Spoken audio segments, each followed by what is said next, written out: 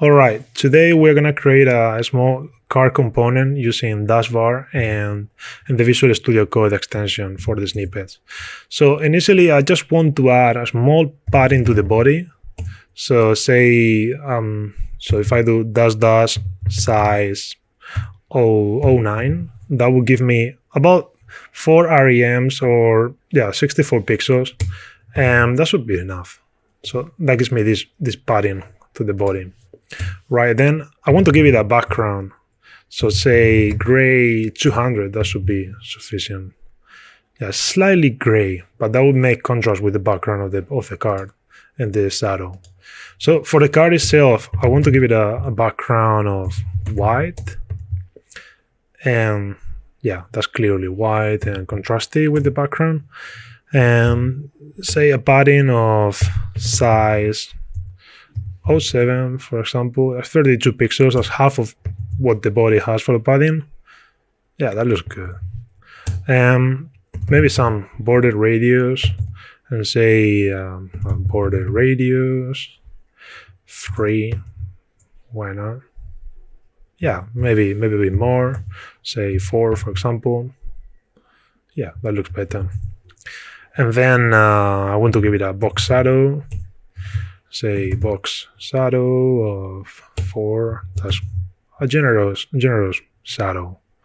Yeah, that looks good. And then just for the title itself, I'm gonna give it a small styling. So font. Yeah, sorry, I mistyped that. So font size, and then font size 6. Yeah, why not? Yeah, that looks good. Yeah, you can make it bigger. For example, say, I don't know, 8. That gives you a very big one.